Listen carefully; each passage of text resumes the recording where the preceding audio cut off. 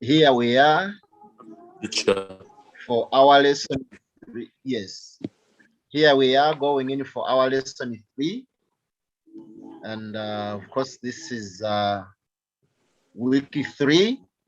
We looked at actually we are looking at production as a topic.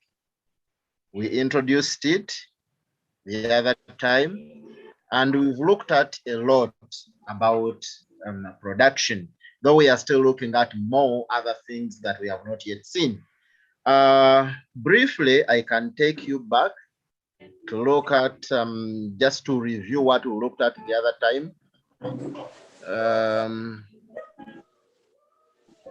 Okay, we looked at all of this information the other time. We looked at the stages of production. We explained all of that information. You remember? We looked at primary, secondary, then tertiary. Yes, all of this information we have seen. Then we looked at direct or personal services. All of this information we looked at. Then we also went ahead and looked at types of forms of production. You remember?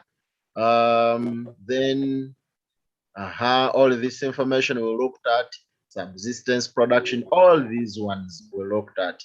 So we are not going to waste time looking at each and everything or reviewing everything here, but I'm trying to show you what we looked at. So we even looked at the disadvantages of direct production. Yes, all these are the disadvantages. Then we came up to indirect production or commercial production. We defined it and all of that information. So features we looked at. Then that was our lesson 1. Then lesson 2, we looked at the advantages of commercial production. As you can see, all of this information. Then we went ahead and looked at the disadvantages of commercial production. All of those ones. Then we looked at the factors of production.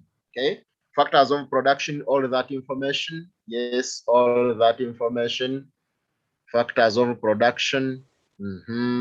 Factors of production. Now, I remember we concluded that lesson 2 when we had started, of course, factors of production, but when we had started breaking them down. Here we defined them, we talked about them. Now we started, or we are going to break them down, or as we had started last week, we looked at land, we looked at labor, just we did not explain this, okay? So now today we are going to begin on land as a factor. We exhaust land as a factor. So this is going to be the beginning of our lesson 1, our lesson 3. So land, that is what we are going to look at. We need to define land, you understand? And you can see we are saying it is a basic factor of production that embraces all that is under, on, and above the earth's surface. It includes all kinds of natural resources such as agriculture, land, minerals, plants, water bodies, etc. That is what we call land. Yes, please. Oh, okay. I think someone is. A moment. I'm trying to mute this person here. Just okay. Okay, Mary, you have. I'm seeing your hand up. Okay, Mary's microphone is on. Okay. Okay. So we said that land is a basic factor of production. Remember, we are saying a basic factor of production, meaning that without land production, it cannot take place. Indeed, it cannot take place. So we are saying it is a basic factor of production, but it looks at all that is under, on, and above the earth's surface, meaning that minerals are part of land, water bodies part of land, forests or trees part of land. So that is what we refer to as land. So let me assume that people have got this introduction very well. If you've not got the introduction, you can raise your hand and then ask if you've got a question. Or, I think people are comfortable. And if you are comfortable with that introduction, then we can proceed. Okay. So I think we can proceed. Yes. Okay. Okay. Is someone asking? Okay, I don't think. Okay. Yes. Okay. You can ask.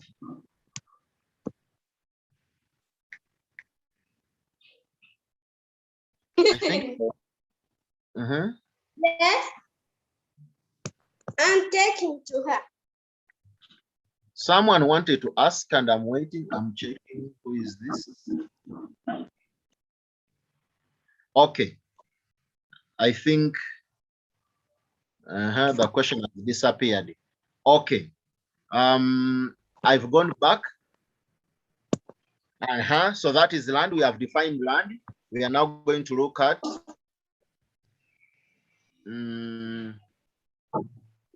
okay. I don't know that someone wants to ask. Okay, people mute your microphones, okay? So we've gone to features of land now. So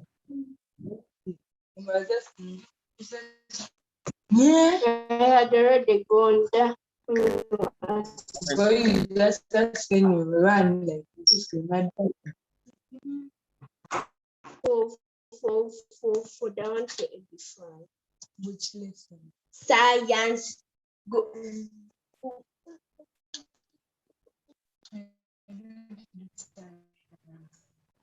Okay.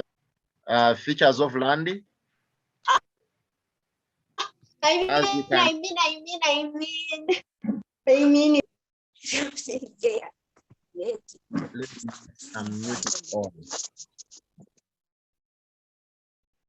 Okay. We are now looking at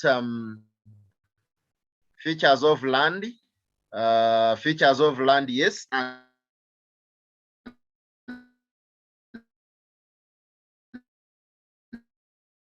this is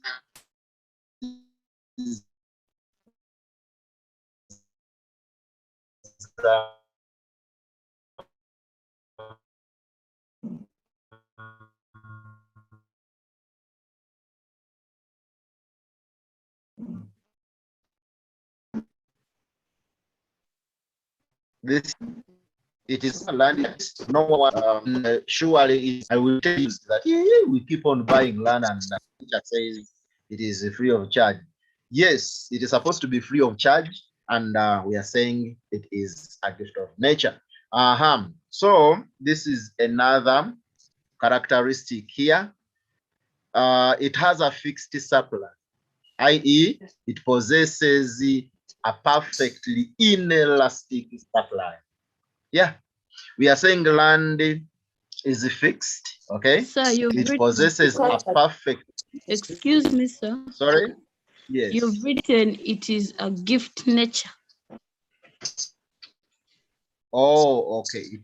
Sorry, it is a gifty. Okay, thank you for that. I will change that before saying the dots. Here I cannot edit them. I will change it. Thank you for that observation.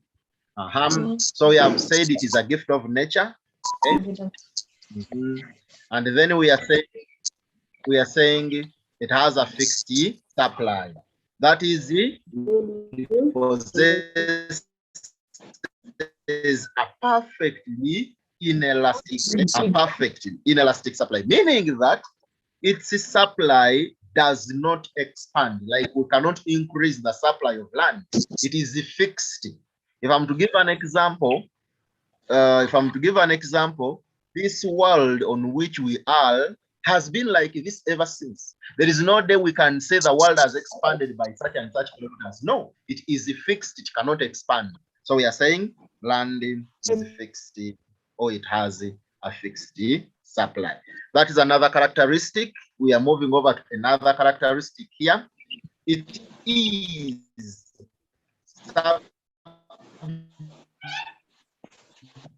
subjected to the law of it is subjected to the law of diminishing returns, and I believe people would like to know what we mean by the law of diminishing returns, because I cannot explain land being subjected to the law when you don't know the law.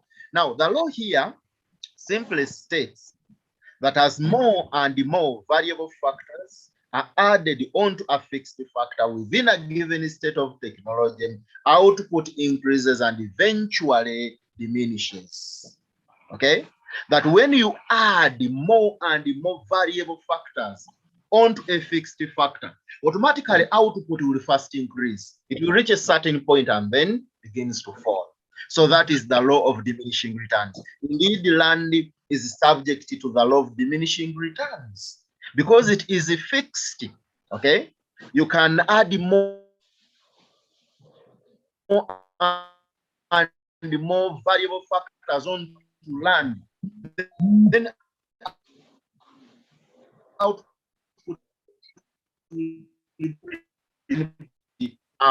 will be well. Yes. Are you comfortable with that explanation? Yes.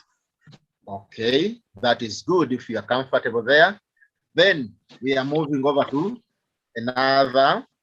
That is another feature, and we are saying it is occupationally mobile, but geographically immobile. We want to know what that is all about. So we have said it is occupationally mobile, but geographically immobile. Yes.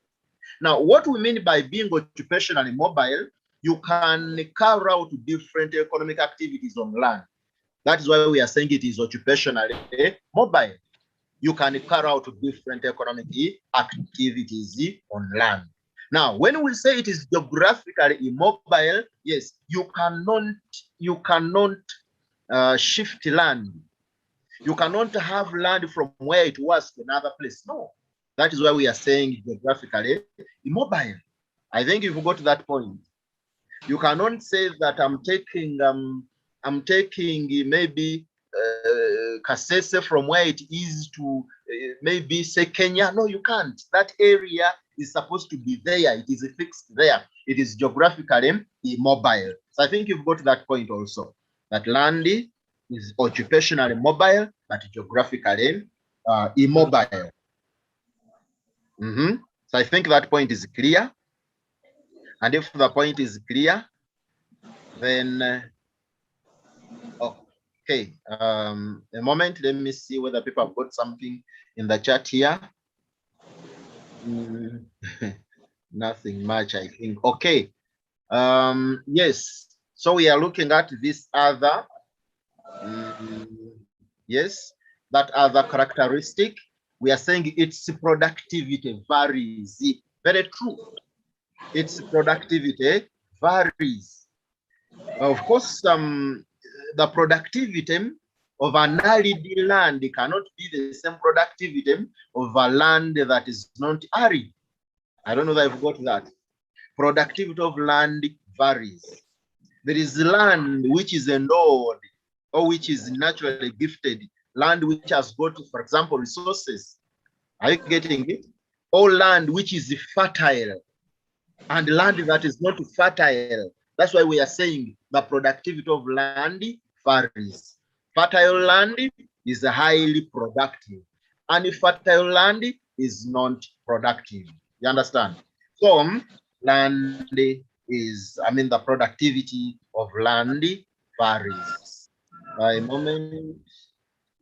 Someone is saying, teacher, I'm sorry. Help me and put me. Okay. Okay. That message I'll forward. It's not part of what we are looking at here. So we are looking at this other feature or characteristic. You can see it there. It is of no use until labor is applied on it, i.e., no output can be generated on land unless labor utilizes it.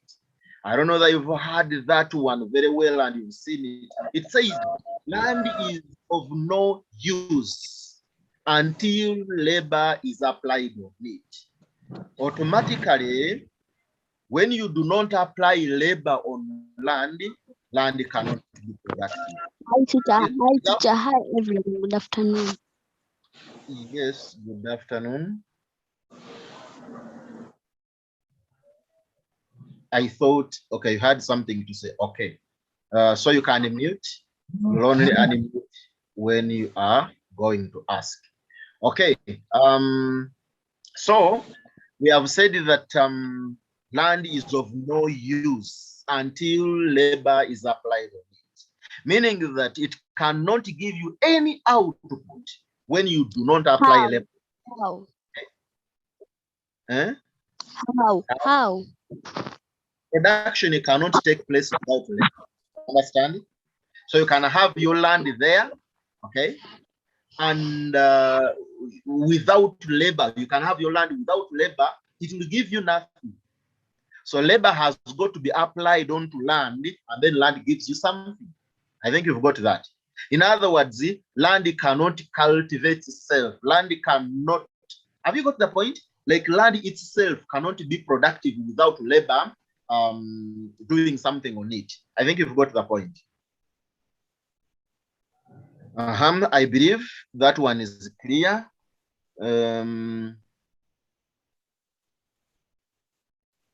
Well, this one says sorry. Wow. Okay. I've gone back here. So I have said that it is of no use, not until labor is applied on it. Now, we are done with the features of land and moving over to the importance of land. Okay? The importance of land. And that is one. And by the way, before we proceed with the importance of land, if someone has got a question about what we have seen, the features, if you feel you are not comfortable with any feature I've talked about, you can put up your hand and then you ask. So okay, I think people are comfortable because I'm not seeing any hand up. So I believe you guys are comfortable. Okay. If you are comfortable. All right. Okay. There is Cyrus Namanya. Okay, Cyrus, you can ask. Good afternoon, sir. You talked about the feature of land being fixed. But Sorry? Cyrus? But geographically, we were like land. When we go to geography, we lift expand is per year 2 centimeters. What about it? Explain more about that. No, Cyrus, you were not clear at the beginning. So if you can repeat your question, you are saying land is not fixed, eh? Is it what you are saying? Fixed. You have said that land is fixed. Yes. But when we go to geography, we hear that every year the Red Sea, the Rift Valley expands 2 centimeters per year. So I'm just inquiring, is it that what we are saying that land can't expand, is it matching with that, or that one try to this? Now, Cyrus, surely I'm not a geographer. I'm not a geographer, and I won't actually say that the teachers were actually lying to you. No, I think it is, it might be right that side. But for us here, we assume that land is fixed. And of course, from a layman's view, look at that plot of land you have at home. Ever since you've had that plot of land, has it ever expanded? No, of course not. So the thing is, it can't expand. So, but about geography and how the oceans expand, that one, I don't, I can't say much about it. Excuse me, sir. Yes. I would like to reply to Cyrus Yes. by saying that land is always a fixed asset. Yes. There is a difference between geography and other subjects. Therefore, in geography, land expands, yes, it's true, but it remains fixed. Its portion expands on its own. Oh. So on this side, land is looked at as a different aspect, which Yes. is far different from that of geography. Therefore, for me, it is not good to contradict the two. Thank you very much for the good work, sir. You are welcome. So I think, Cyrus, you've had someone for the actually given us information. a good explanation there. Yes. Excuse me. Thank you. Yes. Excuse me, sir. Yes. Is it Justin? Okay, Justin. Yes, I wanted to add on what my brother explained to Silas. Yes. Please. On the aspect of land is Yes. land is fixed. Yes. As a geographer, he should not confuse that when land expands, then the other side of the water should be reducing. If we can check on our introduction, part of the land was including water bodies. If Yes. I'm not lost, so it means if the land is either increasing, it means the other part will be reducing. I don't think that the two are contradicting, only that we are failing to understand. Yeah, by the way, this is a very good explanation. When a water body thank you, sir. That is a very good explanation. When a water body expands, it expands at the expense of the land. You understand? Like the land without water. So it is expanding to the land side where there was no water. But it is not that the earth has expanded. So I think someone has given that explanation, which is so nice. From there, we are now moving over to this other. We have gone to the importance of land. The importance of land, and we are saying land provides the major source of raw materials, such as minerals, agricultural raw materials, and so many other raw materials. So land is the major source of raw materials. Most of the things we are using, okay, in our homesteads, the raw materials are got from land, okay? So I think that point is also clear. Okay, let me see, someone's hand is up here, and this is Justin. Yes, Justin, you can unmute yourself. I'm sorry, I did not lower my hand. Oh, okay. Then, yeah. Then, okay. So we have gone to another point here. Another point is that one. Land provides the site on which manufacturing units and infrastructure is established. Okay. We are saying land provides site on which manufacturing units are established. For example, infrastructures, buildings, roads, railways, all these ones are constructed on land. I think that is very easy and so simple. We are moving over to this other importance. Land provides space for settlement or residential purposes. Yes, it is on land that we've got our residences. Are we together? It is on land that we are staying. It is on land that we construct our houses. So the point is, land provides space for settlement. There is that other point there, which is the sources of, it is a source of revenue through charging rent on users of government land for productive activities. Yeah, we are saying it is a source of revenue. Government gets money through charging you rent on those people who are using government land. Those who are using government land always pay money to government, and and it's a source of revenue in that context. Now, Samuel,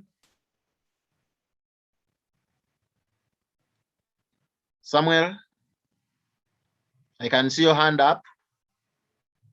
Unmute and then talk. Samuel, unmute yourself and talk. I'm trying to unmute you here. I don't know what is happening to Samuel, but I can see the hand up. I'm trying to ask Samuel. Samuel. Okay. So that is we said it is a source of revenue to government. Yes, this is another importance. There it is.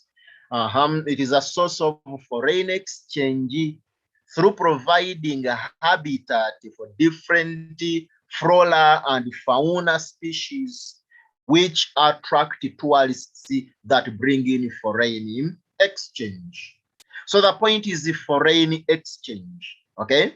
When tourists come in, for example, in Uganda, they automatically pay money. They pay as they are going to see the different species we've got in Uganda. We've talked about the flora and fauna. Flora, we are talking about plant life. Then fauna, we are talking about animal life, different plants, okay? And then different animals here with the fauna. So we are saying when such people come in, they pay money to government, and that money is in foreign, the currency is foreign, so the country ends up getting what we call foreign exchange. You understand? Money from outside the economies, foreign exchange. If it is a dollar, yes, because they pay in foreign exchange. If it is a pound, that is all we are looking at. So it's a source of foreign exchange, and I believe that one is also clear to you. That one. Now, from there, after looking at the importance there, okay. Samuel has got his hand up, but I'm trying. Okay, Samuel,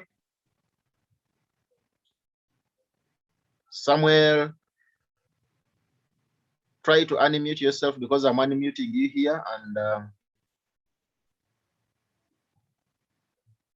yes, Samuel, try to unmute yourself if you can. I'm trying to unmute you here, but I don't know what is happening.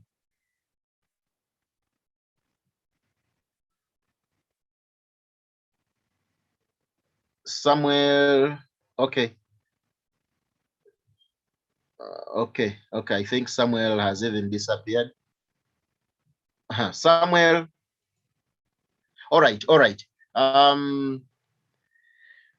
So we are here.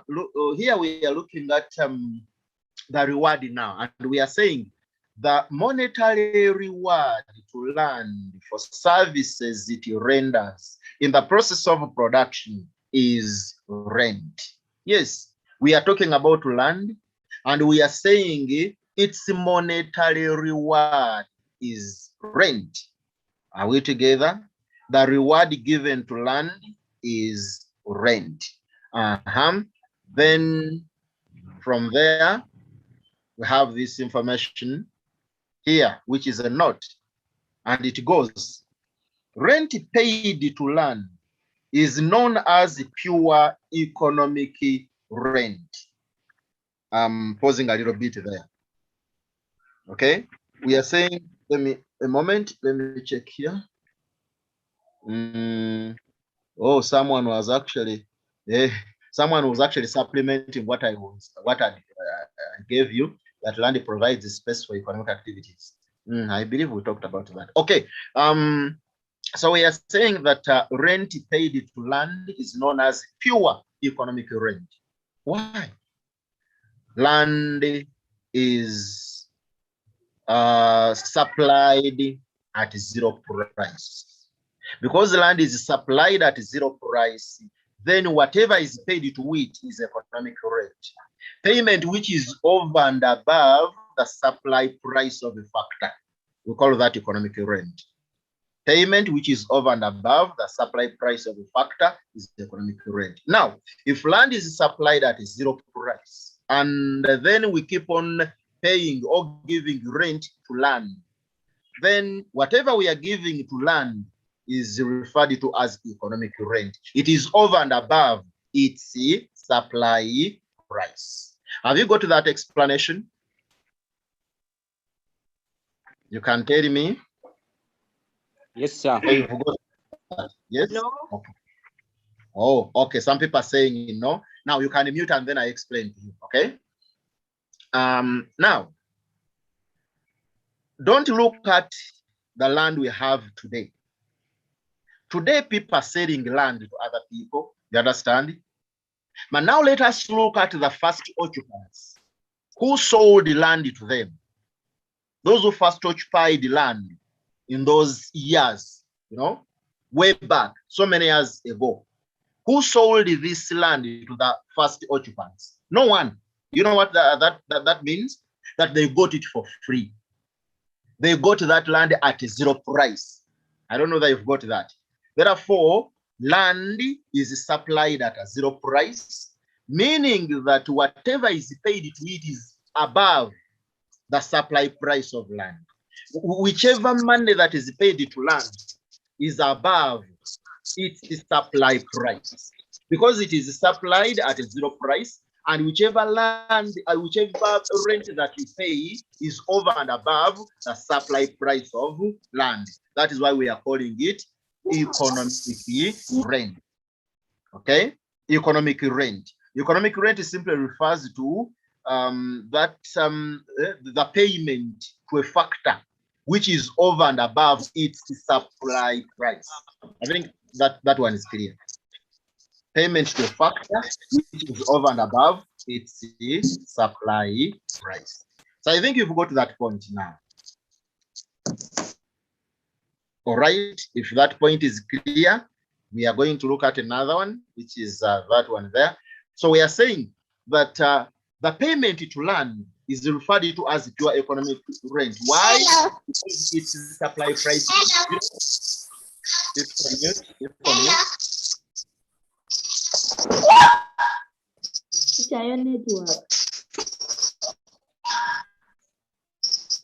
Someone says my network.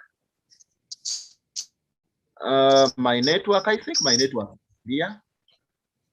It is supposed to be, I think, your network. Okay. Oh. Yes, Ibrahim. Okay. Let us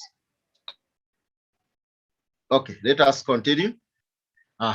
So I actually said that land, the payment to land is referred to as pure economic rent because its supply price is 0, since it is a gifting of nature.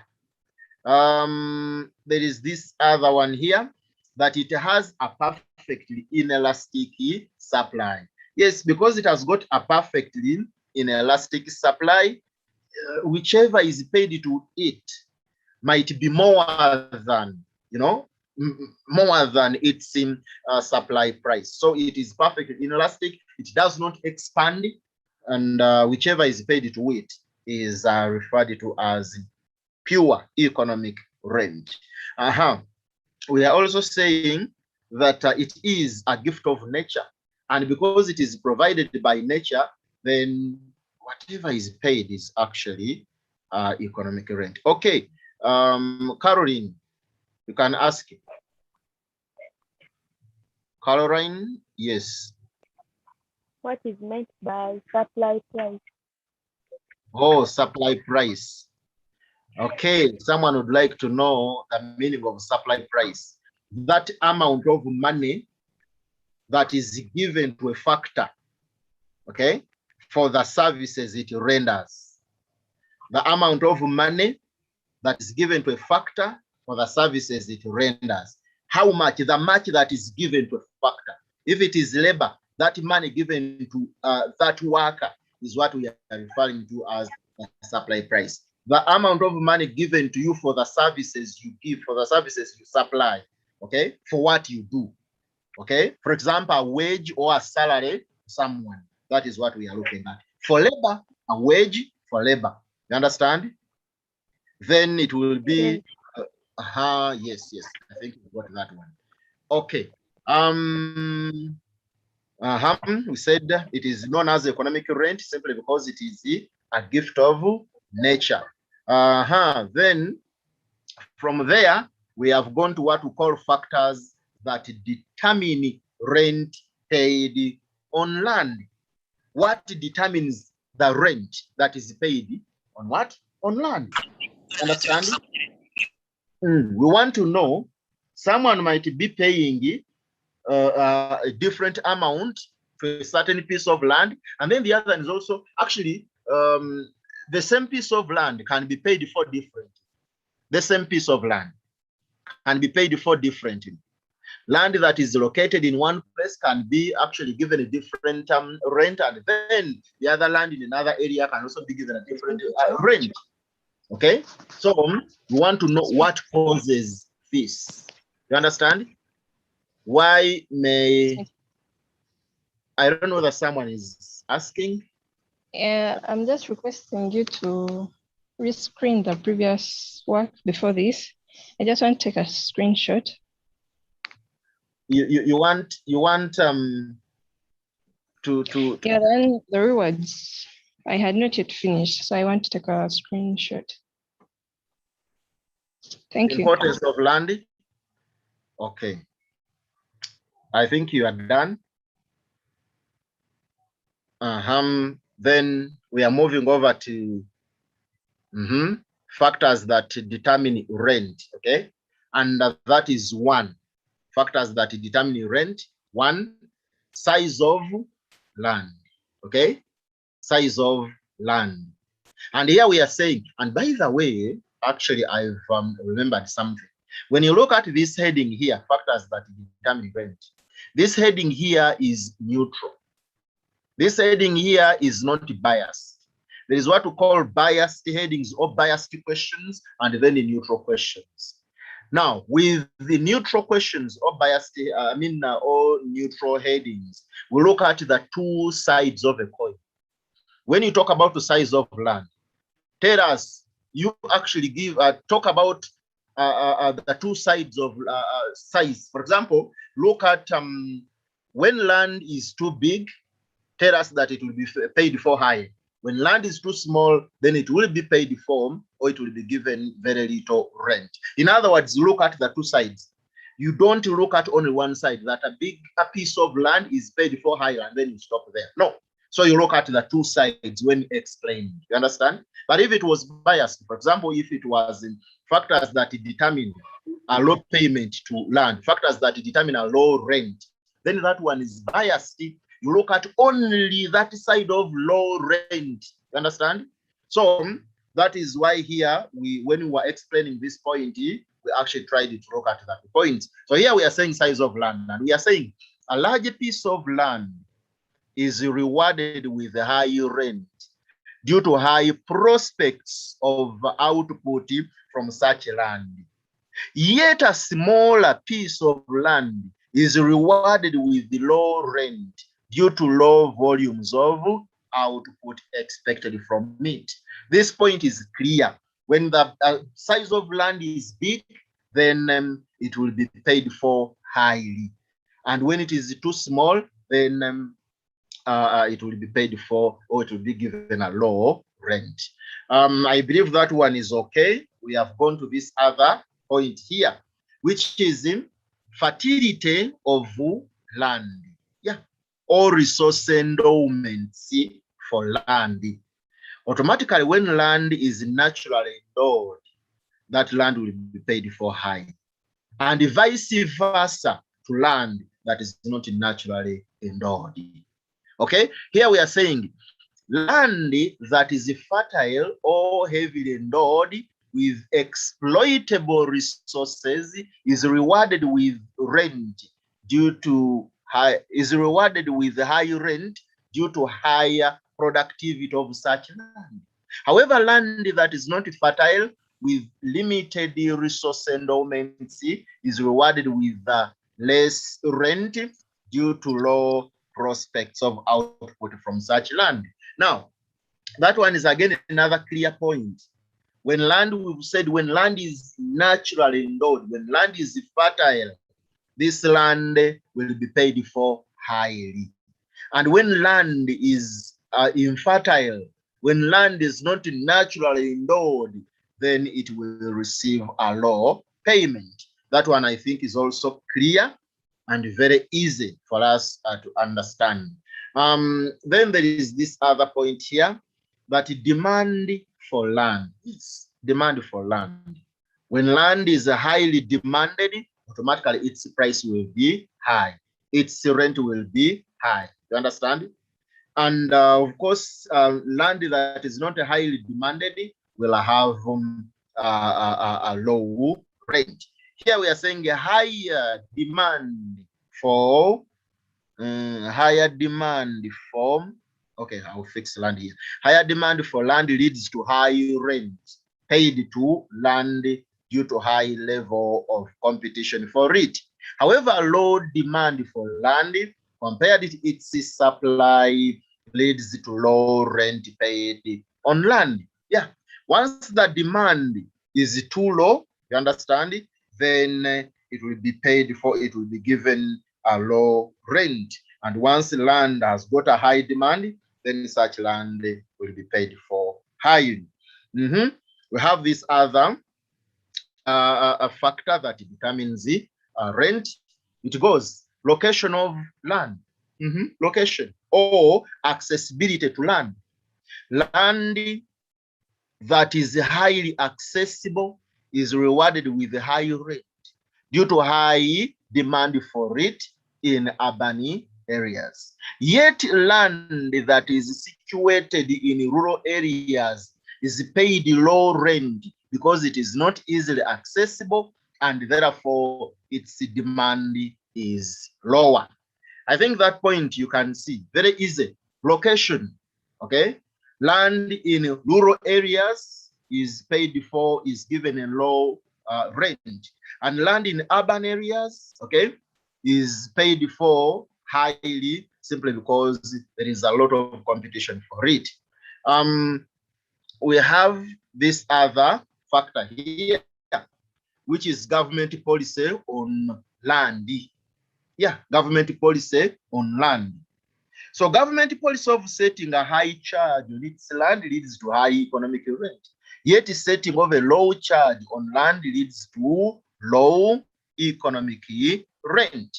So once government decides to charge a high price on its land, then whoever is living on it, whoever is staying on it, or whoever is doing economic activities on this land will be actually paying a high rent. But if government decides that I should set a low rent on this land here, then the rent automatically will be low. Then we are done with the factors. We are done with the factors that determine the payment for land. So I believe that one is also clear. But if you've got a question before we go to this other factor of production, remember we are looking at a very big subheading, which is the factors of production. We have started with land and we are now done. We have gone to another factor of production, which is the capital. Okay, let me see Vanessa here. Vanessa, yes, you can unmute and ask. Teacher, you spoke about economic rent. Yes. And you didn't give us the definition. Oh, I gave it only that. Okay, I'm going to repeat that. So you want the definition of economic rent? Yes. Okay. Justin, you can wait. Okay, Justin has lowered his hand. Okay, no, still there. Okay, let me first tell you what it means. We said that it is payment, okay, over and above the supply price of the factor of production. Payment over and above the supply price of a factor of the production, okay? Payment which is above the transfer earnings. Payment which is above what a factor is supposed to get. I think that one's clear. I just wanted to ask which topic is this? Sorry, I'm getting late. Okay, the topic is production. The topic is production, and we have gone back to capital now. Okay. So is it Florence who is asking?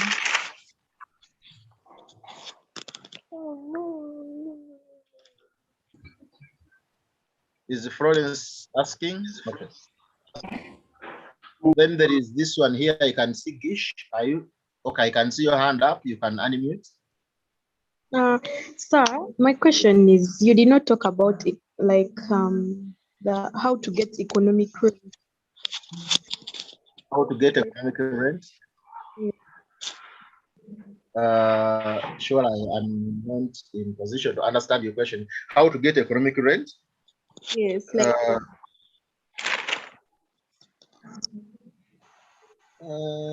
that question is not clear. How to get economic rent? Like your employer pays you. When the employer pays labor, so that is how labor gets that economic. Oh, sorry, land. How to get economic rent? Like the person who uses land pays. Okay, the person who uses land pays to the landowner, and that is what we are calling land. Okay. We have a few minutes left here, so let us try to look at capital as another factor of production. We have started with land and we have exhausted it. So we have gone to capital now. We have gone to capital, and for information, this is man-made resources. You understand? Man-made resources. Okay, so here it goes that it refers to a pool of man-made resources directed towards the production of goods and services.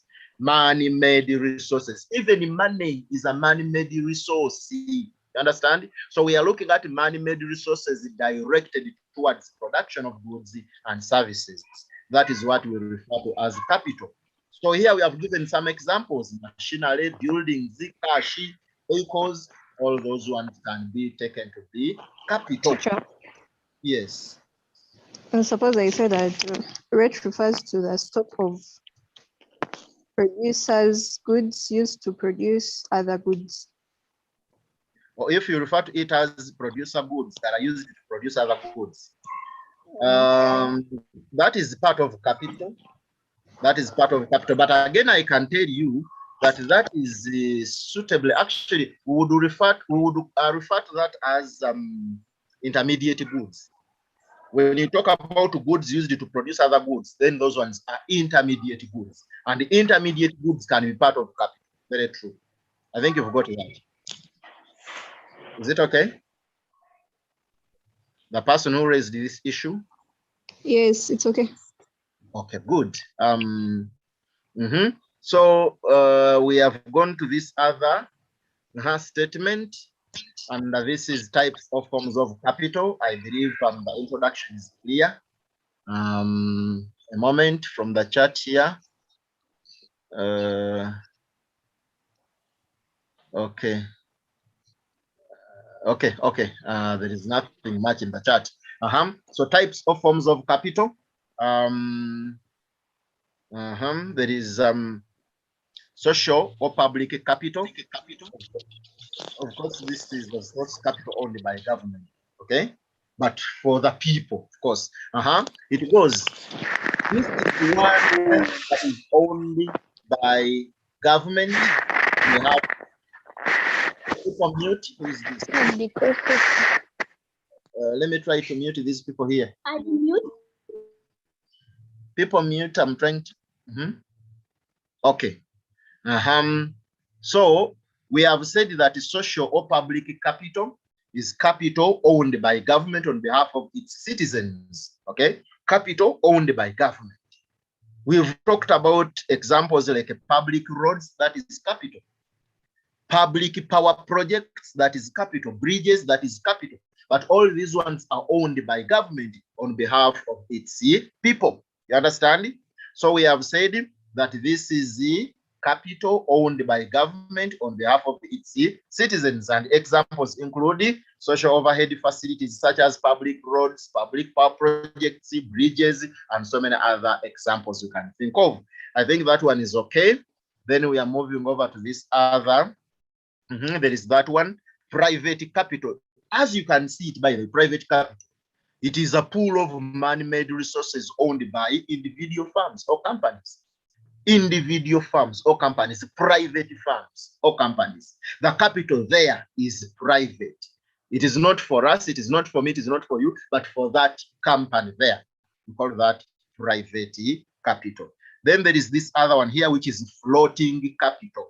Floating. You can see floating. Something that is floating can go in any direction. You understand? Something that is floating, it can go to any direction. Now, this means that this type of capital is capital that can be used for a number of purposes. You understand?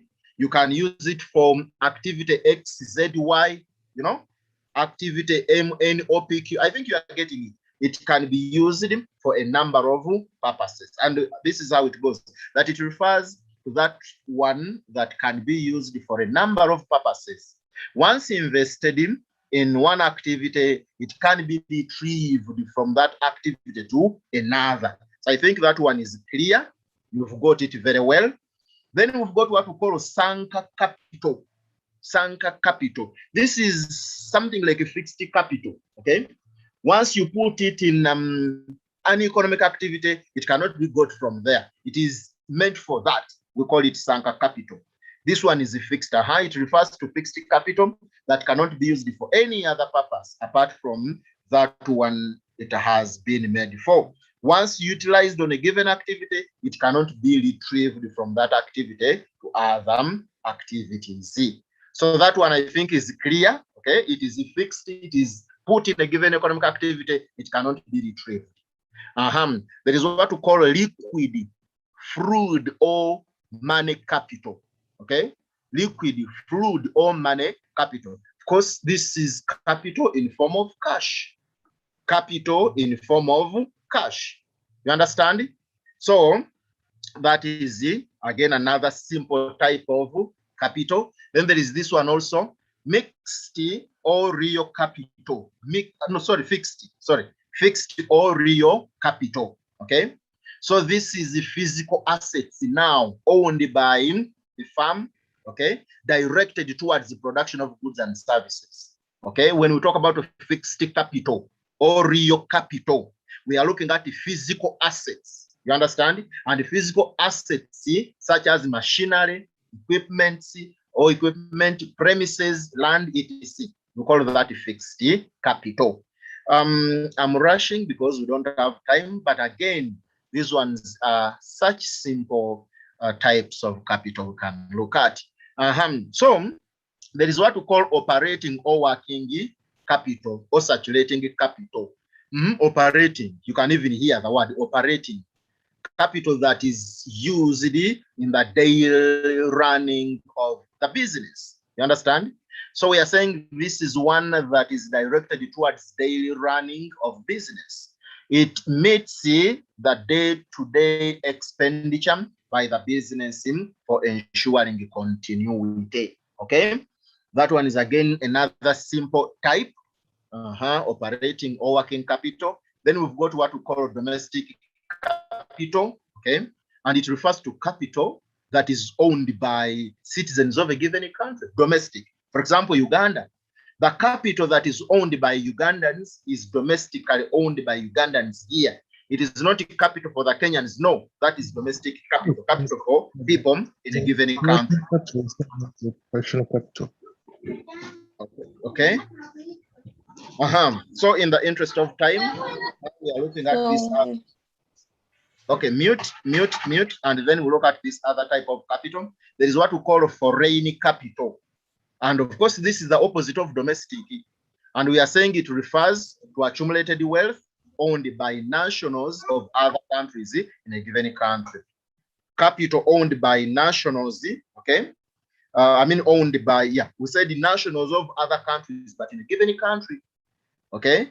So for example, if we have foreigners here and they have their capital, so we can refer to that as a foreign capital. Then there is that one there, which is human capital. This is so simple, okay? Skills accumulated by individuals, simple. We are saying that this refers to a pool of accumulated skills and knowledge held by individuals in a given country. It is usually acquired after a given period of time through education and training. So we call that human capital, and we have said these are skills, okay? Skills accumulated by people over a given period of time. Let me see, we have, we've got, okay, we've got very few minutes here, but sources, these ones are simple. Where do we get capital from? They can be gifts, you understand? Or transfer incomes, that is payments made to labor. Once labor gets money, okay, that one can be used as capital. Or donations. We have inherited wealth. A guardian dies and then one inherits him property. That one can also be used as a source of capital. Then we have retained profits. In business, as we are doing business, we get profits, and the profits we get can also be used as more capital to expand the business. Then there is loans from financial institutions. Yes, loans from financial institutions, another source of capital. Then personal savings, okay? Personal savings, another source of capital. Then subsidies from government. When we talk about subsidies from government, we are looking at assistance given to people by the government. Assistance, it can be money, it can be tax holiday, it can be, so that is what we refer to as subsidies given by government. For example, there is what we call youth livelihood program or fund, money given to the youth to start up different businesses. Then there is revenue collected from taxes, yes.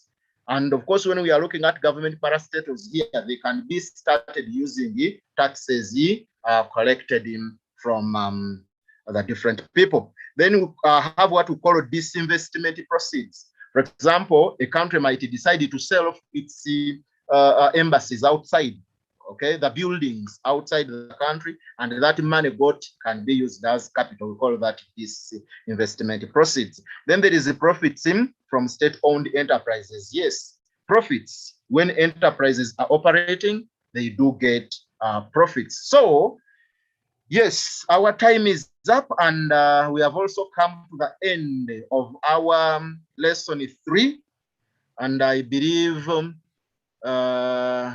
it has been a success. Yes, Excuse me, Cyrus. sir. Yes, please.